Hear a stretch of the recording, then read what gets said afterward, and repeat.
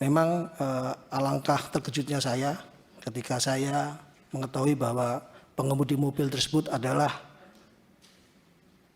suaminya sendiri yang melakukan pengejaran. Hati saya tentunya seakan terkapar dengan sebuah dilema. Di satu sisi telah hilang 2 nyawa manusia yang tentunya tidak dapat dinilai dengan materi. Di sisi lain juga saya juga turut memahami apa yang saudara Hoki Minarya lakukan sebagai seorang suami. Mengejar pelaku penjamretan terhadap istrinya. Sebagaimana wajarnya seorang suami akan berbuat seketika ada seseorang yang menyerang istrinya. Demikian pula halnya pada pagi itu saya sampaikan langsung kepada beliau, Pak Hoki Minarya, karena saya sebagai penasihat hukum saya menilai apa yang dilakukan oleh beliau sebenarnya sudah membantu tugas kepolisian. Begitu Pak Hoki. Kebetulan sama ibunya Bapak. Saya sampaikan pula bahwa saya sebagai seorang suami juga tak luput akan melakukan hal yang sama dengannya. Untuk demikian kami yakini bahwa Bapak Hoki Minarya bahwa tidak perlu ada ketakutan, kami sampaikan pada saat itu, yang harus diterima karena kedudukan kami sebagai negara mengharuskan kami bersifat objektif dan tidak berpihak kepada siapapun. Selain kepada kebenaran, fakta hukum dan bukti-bukti baik atas peristiwa kecelakaan, lalu lintas dan penjamretan ataupun pembelaan terpaksa. Lebihnya kami sampaikan pula kepada bahwa apabila peristiwa yang sebenarnya adalah sebagaimana Bapak Hoki Minarya sampaikan pada pagi itu, yakni hanya memepet korban. Waktu itu beliau menceritakan pada kami, dan kedua korban semata keluar dari jalur dengan sendirinya. Mungkin panik karena dikejar sehingga menabrak tembok dan meninggal dunia. Tentu hal demikian bukanlah sebuah kelalaian atau sengajaan, karena ada timbul suatu kausalitas secara langsung antara peristiwa dengan yang lainnya. Sehingga sefitrahnya ketika tidak ada kausalitas antara peristiwa satu dengan yang lainnya, tentu yang demikian bukanlah sebuah pidana. Sementara unit Gakum melakukan olah TKP, sebagian fungsi reskrim kami arahkan untuk melakukan TP-TKP dan kami sampaikan kepada Ibu Arsita untuk membuat laporan dan kemudian lapornya kami terima dan kita tindak lanjuti pada saat hari itu. Izin kami sampaikan, sementara proses penyelidikan Satlantas dan penyelidikan Satlantas, kami izin menyampaikan ini Satlantas pada saat tanggal itu melakukan penyelidikan Bapak. Karena untuk memastikan apakah ini terjadi pembunuhan atau kecelakaan lalu lintas atau notwear.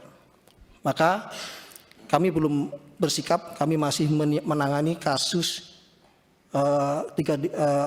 jambretnya.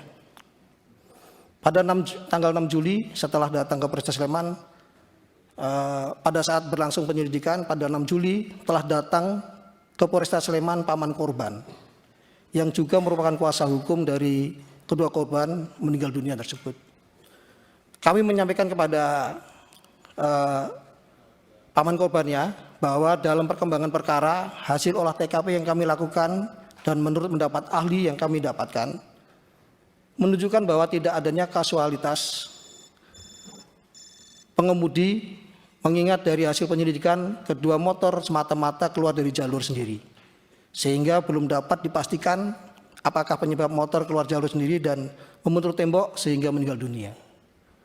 Namun saat itu kuasa hukum korban justru menyampaikan bahwa adanya informasi tindakan keji pada saat kejadian laka lantas. Terdapat penganiayaan dengan cara si pengemudi mobil mundur mobilnya lalu turun dan menendang korban yang sudah terkapar. Kemudian kuasa hukum korban meminta adanya keadilan atas kejadian tersebut. Yang disampaikan ini juga kemarin disampaikan pada saat Zoom mau RJ di Pak Kadari. Menyikapi hal ini penyidik kami tetap bersikap objektif dan profesional penyidik melakukan pencarian bukti baru supaya terang faktanya benar tidaknya adanya informasi yang disampaikan oleh paman korban yang penasihat hukumnya tadi.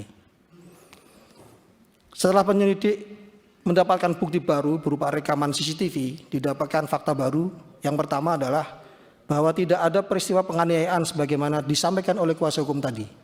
Jadi kasus yang disampaikan katanya ada penganiayaan itu tidak ada. Namun penyidik juga mendapatkan 2 CCTV dalam peristiwa laka lantas. Terlihat dari 2 rekaman CCTV bahwa dari sudut depan terjadi kecelakaan, terlihat bahwa motor tidak berada di luar jalur, melainkan sudah berada di jalurnya. Namun terjadi pemepet hingga tersinggol keluar jalur dan akhirnya ditabrak dari belakang sehingga terbang dan terpental dari motornya. Kemudian adanya 2 temuan CCTV tersebut, penyidik meminta pendapat ahli dengan hasil bahwa menurut pendapat ahli kausa meninggalnya kedua korban adalah sebab ditabrak dari belakang dengan kecepatan tinggi, sehingga selain motornya terbang, kedua korban juga turut terpental dari motornya dan menabrak tembok. Demikian halnya merupakan sebuah hubungan kausalitas yang menyebabkan fatalitas sebagaimana dimaksud dalam rumusan delik pidana Undang-Undang Lalu Lintas Angkutan Jalan, yakni antara benturan dari belakang sebuah mobil yang dikendarai secara tidak wajar dengan motor korban yang berada di dalam jalurnya. Pun demikian, sebagaimana komitmen kami di awal, turut kami sertakan dalam konstruksi perbuatan tersebut adalah rangkaian kejadian penjamretan, agar kiranya ahli juga dapat memberikan keterangan objektif terhadap si pengemudi. Jadi semua bahan kami berikan kepada ahli. Atas hal tersebut, ahli berpendapat bahwa memang dapat diduga adanya sebuah perbuatan pembelaan diri yang melampaui batas yang dapat menjadi alasan hapusnya pidana.